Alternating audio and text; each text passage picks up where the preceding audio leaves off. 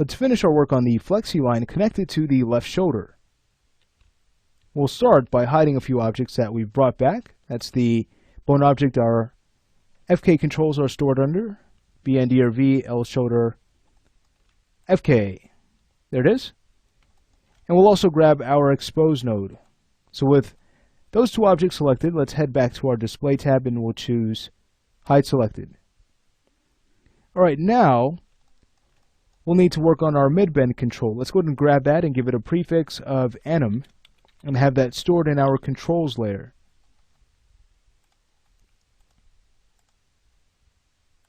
Now at this point, we'll need to create a handle for it. Let's go to our Create tab. We'll create a circle.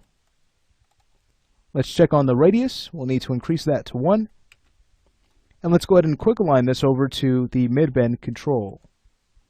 Alright, we'll switch our Move tool to World. Let's go ahead and move this out about 8 units in the Y-axis.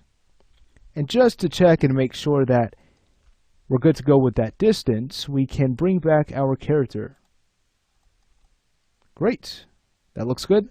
We'll now hide the character. We'll come back to it later. Alright, so it's now time to connect that handle to the mid-bend control. We need to grab the mid-bend object. Underneath our Modify panel, we'll choose Attach and go ahead and grab our circle.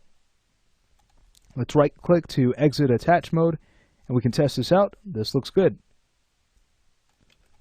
Alright, so now we need to go ahead and connect the Flexi line's volume switch right into the custom parameter we created on our chest control. Here it is, L arm volume active. Let's go ahead and right-click and choose Wire Parameters, and let's go ahead and tie that in. Here it is. So we'll go ahead and select the Flexi line's global control. That's going to be Modified Object, Global Volume, Active, and we'll now connect. Great. We know that this global control needs to be tied in to the Flexi hidden layer. Here it is. Here's the one for the shoulder. And we'll need to bring this layer's visibility back so we can start to update our scale expression. So let's make sure we do that. We could start with BNDRVD.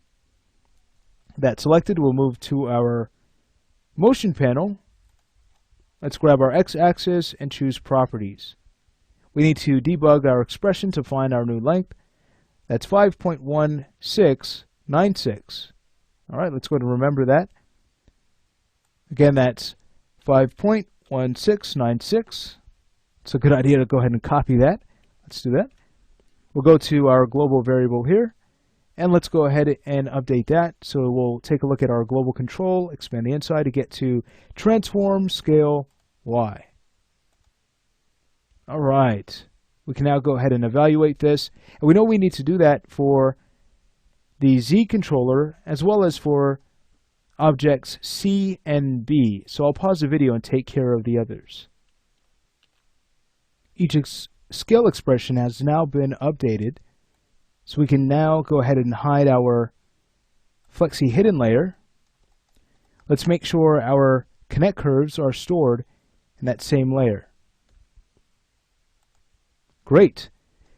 Now we don't want to forget about our bone objects. Let's go ahead and grab them all. So that's A, B, C, D, and E. And with all 5 objects selected, these need to be stored in our bones layer. Great. I'll go ahead and hide that just to check and make sure we're good to go here.